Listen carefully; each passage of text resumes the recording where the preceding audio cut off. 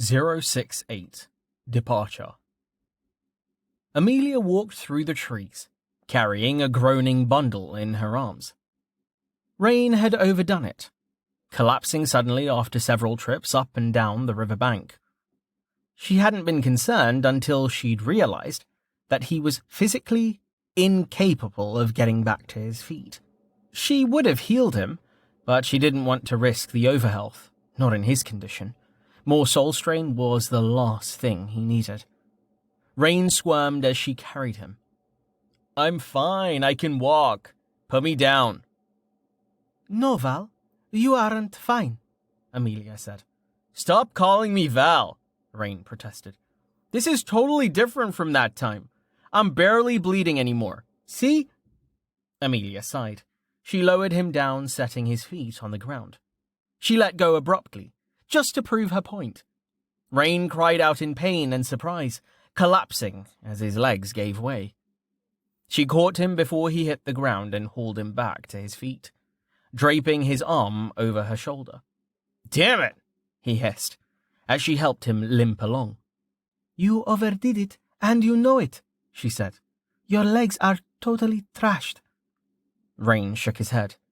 "My ring is set to recovery and vigor. I'll be fine."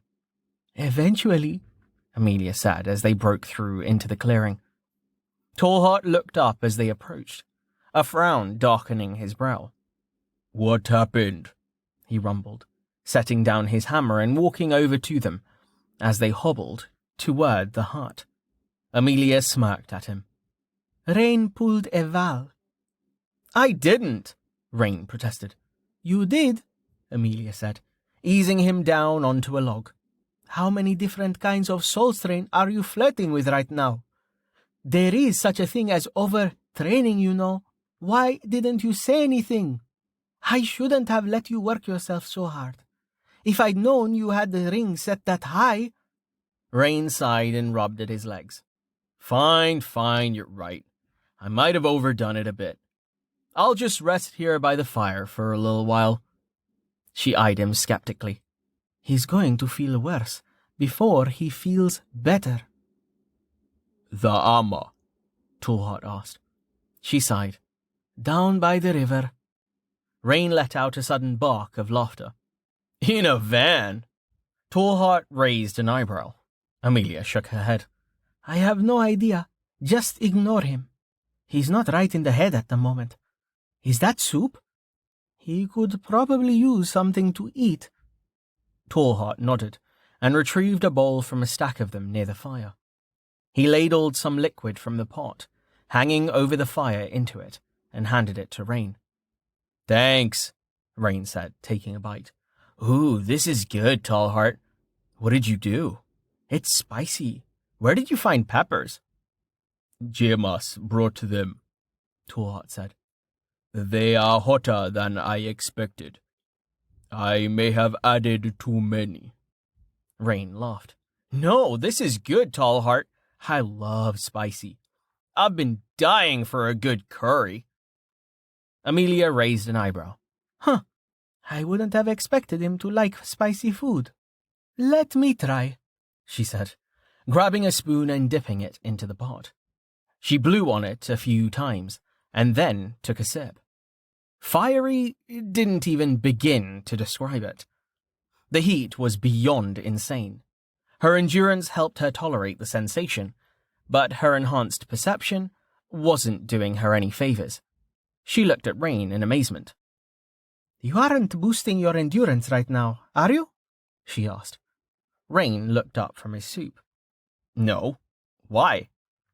"That is quite impressive," Tallheart said, as he watched Rain slurp down the soup. Rain held out his bowl. "More, please. Holy hell, I'm starving." She shook her head, turning to Tallheart. "Don't let him eat too much. He was training his vigor tolerance too. He'll stuff himself if you let him." Tallheart nodded to her while refilling the bowl for Rain. "I will watch him," he said, handing it back. Rain took the bowl and started attacking the soup with his spoon. He spoke rapidly in between mouthfuls. "Stop worrying, you two. I'm fine, honest. I just need to rest a little. Once I'm better, I think I can work on the basement a bit more. Or, hey, Tallheart, how fast are you? Want a race? I bet I could take you. Jameis, too. I bet he can't run for Val might want a race. He's really competitive. Anyone seen... Amelia interrupted Rain by holding up a hand. She turned to look at Tallheart. He might be a little more himself than usual. It should wear off in a few hours, I think. It should have already, but I'm pretty sure he did something beyond the bounds of all reason. He did it multiple times, too. She turned to stare at him. No more aura focus, not until you can handle the ring. Rain stared at her. What do you mean, more myself? Tallheart chuckled. I will watch him.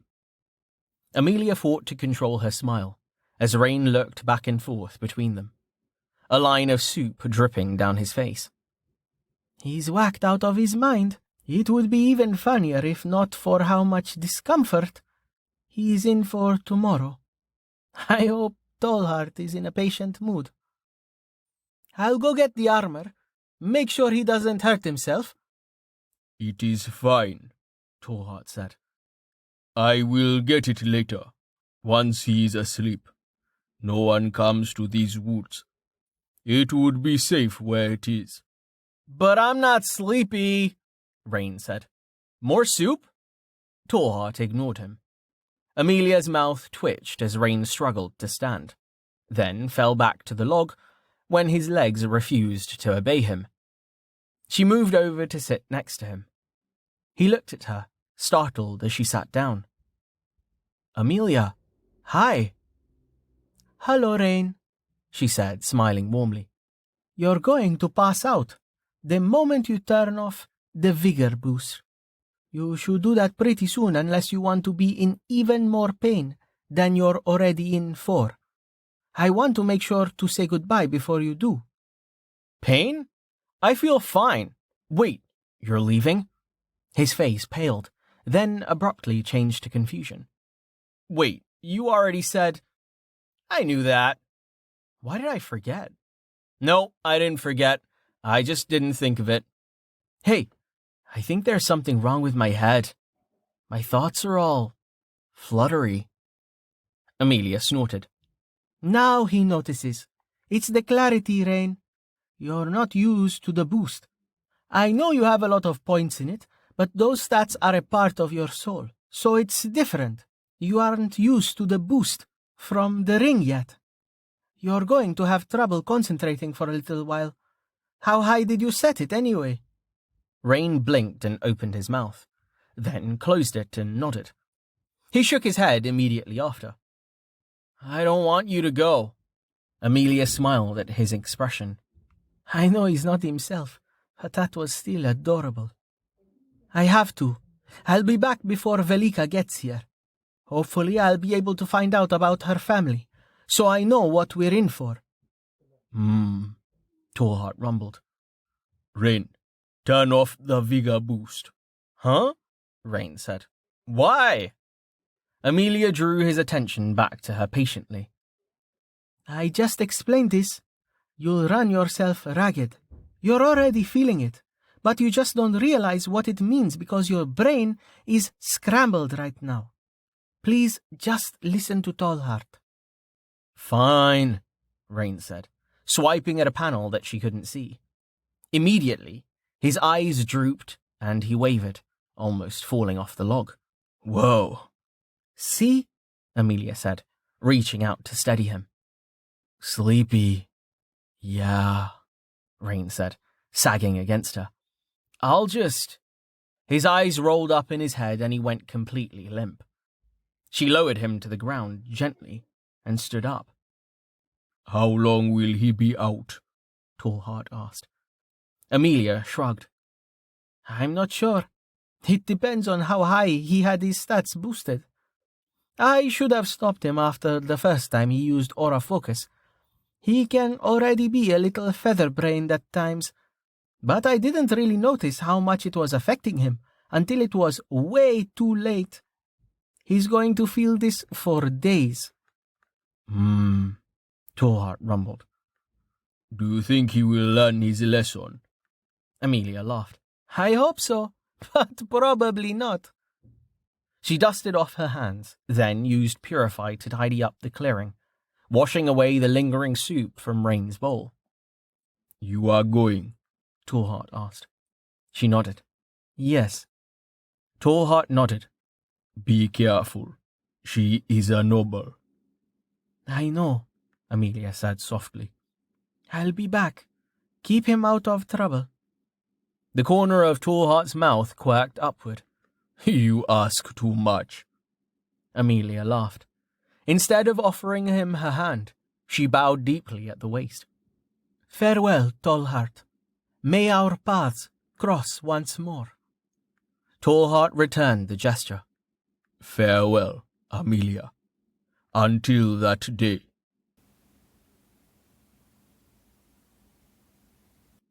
Amelia walked through the gates of Fel Sedanis, anxious to be on her way. She hadn't stayed in one place for so long for quite a while, and she was afraid that if she stayed much longer, she would start putting down roots. That was something she wanted to avoid, but she couldn't ignore the responsibility that she felt. Rain would probably be okay on his own, now that he had some levels and equipment.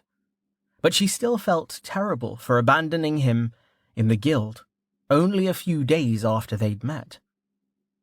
It hadn't been clear to her at the time how much help he had really needed. It had worked out in the end. By most metrics, he was fairly competent, perhaps even strong for his level, depending on the situation. It was thoughts of how it could have gone so much worse that weighed on her mind. He could have died when Halgrave carelessly threw him from the guild, or when he'd fallen from the cliff. He didn't remember it, but she had seen him lying there at the bottom of that chasm, his body twisted horribly from the impact with the ground. If I hadn't been there... She shook her head. She couldn't save everyone. She'd learned that lesson the hard way. Still, she would do her best. And that meant she had to protect Tallheart from Lady Velika Vekuvak. She needed to get to Jaro and speak with her contacts there. From their brief meeting, her impression of Velika was that she was a honey badger. She would just take what she wanted. She smiled as she remembered Rain's soul-addled ramblings, but her amusement was quickly muted again by the seriousness of the situation. Nobles were always a hassle, even those that were not awakened. Just because they were born into their power, they thought that it made them better than those that earned it the hard way. Power, status, wealth, it was all the same. Compare a wealthy merchant who earned his way up from nothing and a noble who inherited his fortune, and you would see two very different views on the world. The awakened ones, like Velika, were even worse. Accolades would be passed down from generation to generation, giving them an unfair advantage and reinforcing their views of superiority. Amelia hated that that was the way the world worked. Of course, there were exceptions to the rule. Nobles who were kind and caring, those who used their advantages to uplift those less fortunate than themselves. She'd seen nothing from Velika to indicate that she was one of those. No, from what she'd seen, this particular noble was something to worry about. Velika was strong and confident. Her speed had been unworldly. If she wasn't a goldplate, she was close. Not that any noble would lower themselves to join anything as common as the guild. For all that the noble woman had made an impression, Amelia had heard surprisingly little about her or her family. Stint had said that Velika's mother had been a citizen, which went a long way toward explaining her power, if nothing else. Amelia didn't know the names of all the DKE's citizens, but if Velika's mother had indeed been one, It should be easy enough to find out who she was. The citizens took on the title of their city when they were elevated, but it wasn't like people forgot where they came from or who they had been before. For example, Citizen Jaro was a man by the name of Utuvus. He wasn't bad as citizens went. Jaro was a fairly prosperous city under his rule. The needs of the people mostly cared for. He hadn't been a noble, though. He'd earned his power. He'd been a gold plate in the guild before renouncing his affiliation to claim citizenship.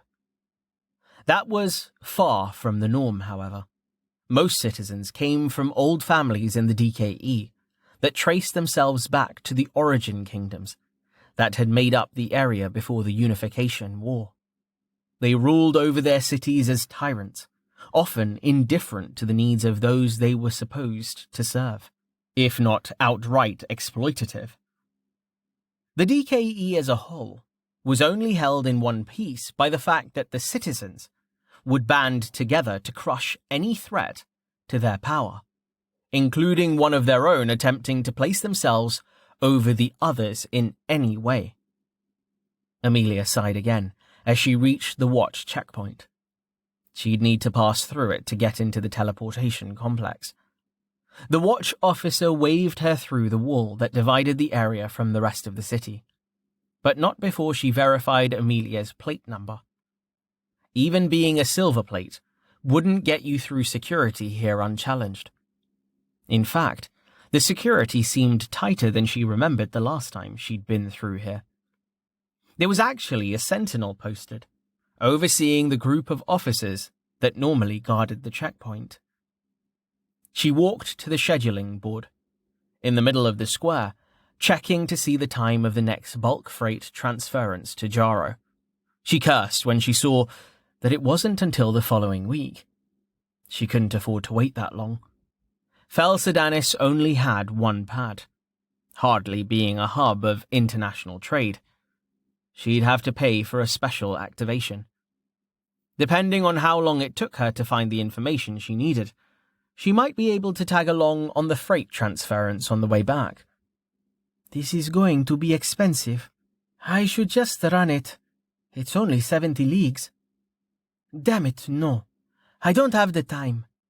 It's not like there's an easy pass or anything. I can't afford to wait for the freight transference, and I can't afford to waste time climbing a damn mountain. She sighed as she walked past the bloodworks, moving toward the registration office. She stepped inside, seeing a lone desk staffed by a man wearing a golden plate stamped with the bank symbol. Other than the attendant, the room was deserted. The next scheduled transference wasn't until tomorrow, and people who could afford solo activation were few and far between. There was little other reason for anyone to come in here. The attendant stiffened at her entrance, rising to greet her when he saw the silver plate hanging from her neck. Welcome to the Fel Sedanis teleportation complex. What business do you bring today? Solo transference, Jaro, Amelia said. She didn't want to spend more time in here than necessary. The bank got on her nerves. Certainly, said the attendant, consulting a ledger. One moment. Amelia frowned. The rates that the bank charged for teleportation were ridiculous, above and beyond the base mana cost required by the platforms, she knew. She'd provided most of the mana herself, in the form of Tel when she'd escaped from Brightside. Fortunately, the platform there had been run by an honest man who'd only charged her a nominal fee to use it, provided that she powered it herself. It didn't work like that up here, though. The method of creation for the platforms had been lost with the fall of the Magistral Order, thousands of years ago. The bank had taken over the operation of the platforms in almost every major city, and they milked their monopoly on the transportation magic mercilessly. The guild was working on decoding how the platforms worked, but until they solved the mystery, teleportation would remain a complete rip-off. The attendant looked up. For transference to Jaro, the solo rate is 2,300 copper one way. How would you like to pay? Do you have an account with the bank? No, I'll pay in cash, Amelia said, untying her pouch from her belt. So much for the tell that I earned from the lair. She sighed and poured them out in a pile on the attendant's desk. The attendant nodded and reached for a scale. I am required to inform you that there will be a 10% surcharge for the exchange of tell at this office, in addition to the bank's customary exchange fee. Fine, Amelia snapped. Not worth the trouble. Just don't forget my guild discount. The man looked slightly affronted. I have already applied your discount to the rate that I gave. Sure you have, Amelia said. The man weighed out the tell and returned the excess to her, scooping them up and back into her pouch with a tiny flat spoon that he pulled from a drawer in his desk. He wrote her a receipt and handed it to her. She shoved it into a pocket without even looking at it. Next, the man pulled a wooden tag from a hook hanging behind his desk and set it down. He took a metal tool from his drawer and carved a string of symbols into the wooden tag. There was a smell of smoke as the enchanted instrument burned dark lines into the wood. The man looked offended as she snatched the tag from him when he offered it to her. She closed her eyes and sighed, opening them again and looking at the man. She hadn't meant to be so rough. Sorry, I just don't like how much your organization charges for this. I'm taking it out on you, but you don't really have anything to do with it. She shook her head. Sorry, I have got a lot on my mind and I really need to get to Jaro fast. The price is just... The man's expression softened. He leaned forward over the counter and whispered to her. I don't blame you. It's ridiculous, but I don't make the rules. He looked around nervously and shook his head. Don't tell anyone I said that. He sat back and spoke in a normal voice. Please show your tag to the attendant at the platform. Thank you for your business. She nodded to him, walked out of the room, shaking her head. Teleportation magic was rare. The prerequisites were numerous, and the metamagic required for it to work over any significant distance made it a dubious option for anyone who didn't specifically build their class around it. True, teleportation mages, translocationists, as they were called, were rarer than dynamos. There was only one in the guild that she knew of, and he could only bring a handful of people with him at a time. The platforms were the only practical method of teleportation for most. All major cities had one, and they couldn't be moved. Or at least, it had never been done successfully. Slipping through the line of people snaking its way out of the bloodworks, she made her way to the next security checkpoint, just beside the teleportation platform. There was actually a line, to her surprise. It looked like the watch was insisting on searching all goods coming into the city right there on the platform. They normally contented themselves with a cursory inspection upon leaving the teleportation complex, just as they did with anyone entering the city from outside the walls. Must be because of the war. The goods brought in from the last translocation were still being removed. Porters were coming and going to carry away the crates under the supervision of bank officials and unaffiliated merchants. There was also a group of travellers waiting to exit the platform, having hitched a ride along with the freight. They were being processed slowly by a pair of watch sentinels, along with a large group of officers. It looked like it would be a few minutes. The searchers struck Amelia as needlessly paranoid. It wasn't likely that the war would come to Fel Sedanis, and if it did, it wouldn't be through the teleportation platform. The city simply wasn't worth the trouble for the DKE. They could take it easily if they wanted to. The road to the DKE border cities in the west was open, and the mountains to the north would be merely an annoyance. They wouldn't take it, though, because of politics. The DKE would have to raise a new citizen if they wanted to claim additional territory, without upsetting the internal balance of power. That came with a whole host of political issues for them. Additionally, it would be a total shitstorm for them if and when the Watch retaliated. They had multiple bases within DKE territory, including one with its own teleportation platform. Amelia started tapping her foot. This line was taking forever. The Empire would snap up the city in a heartbeat, of course, but they wouldn't get here by teleporting in. Each platform was connected to the global teleportation network that the Magistral had built. In practicality, however, each platform could only access a subset of others that were nearby. Longer jumps took more mana, so it was only viable to take a series of small hops rather than teleporting directly to your destination. Teleporting across the Badlands would technically be possible, if not for the fact that the bank had sealed incoming connections for all of the known gates in that direction. Like the Guild and the Watch, the bank had no interest in doing business with the Adamant Empire. Without a platform, the distance was simply too great. Unless your reign, still waiting for an explanation for that one. I'm not even sure that physical distance even applies in this case. She shook her head. If Fel Sedanis was going to be attacked, it would be by land, and the only way that would happen was if the DHE border cities started to fall. That wasn't likely either. Some of the most powerful citizens in the DKE were in charge of that territory. They didn't even rule over cities, being solely tasked with monitoring the border. If the Empire wanted to get into the DKE heartland, and by extension Fel Sedanis, they'd have to break through that border first. That would be no small feat.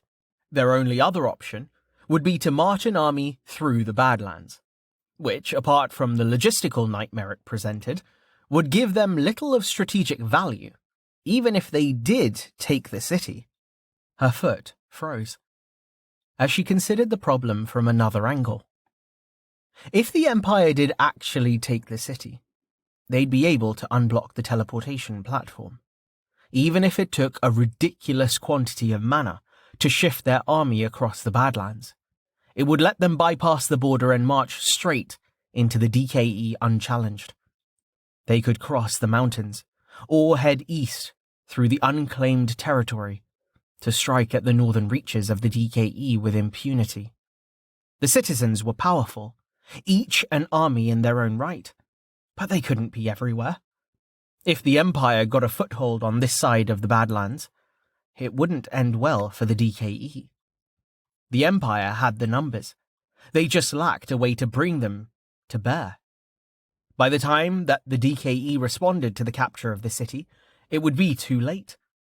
The Empire would dig in to hold it. If the DKE wanted to take it back, it would mean they'd have to weaken their border. Amelia felt cold, despite the fact that it was a warm day for the season. Perhaps the searches weren't so unjustified after all. Covert infiltration would be the way to do it. As difficult as it would be to sneak anyone in from the north, the searches weren't about the supplies. They were about the people.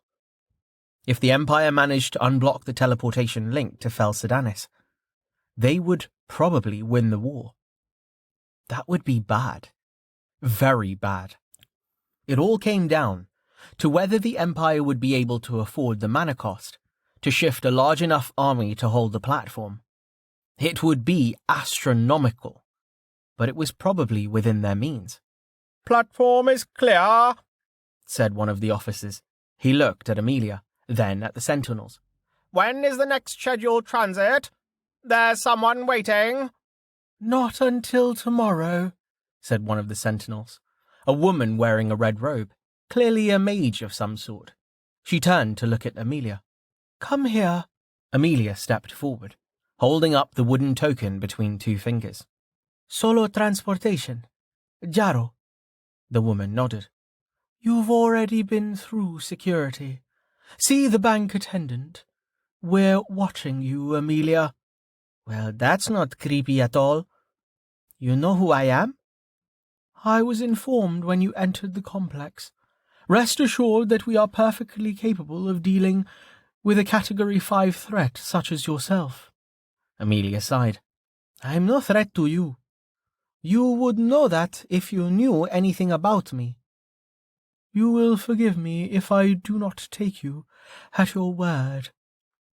Amelia shook her head and turned away, seeking out the attendant.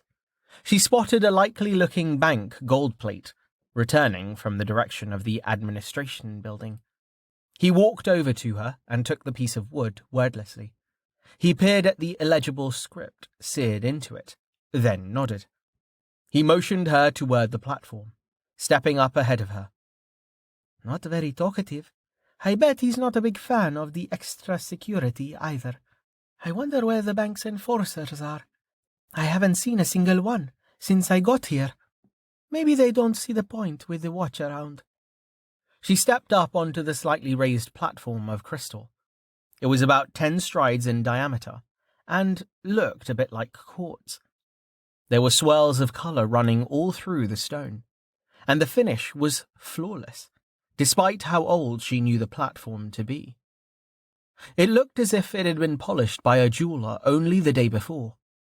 The attendant was walking toward the control obelisk at the centre. 3 of the runes carved into it shone with blue light, representing valid platforms within the DKE. 2 more were red, the blocked locations within the Empire. Several more runes were carved into the obelisk as well. But they were dark, meaning that the platforms were either destroyed or currently occupied. The attendant checked to make sure that she was with him, then pressed the blue rune corresponding to Jaro. White light started building within the crystal as mana flowed into the teleportation platform from the massive rune formation that Amelia knew lay beneath it. The attendant walked off the platform, leaving her standing there alone as the light built, swirling deep within the stone. Traces of arcane lightning started to form as the power grew, arcing from the platform to strike Amelia's body harmlessly.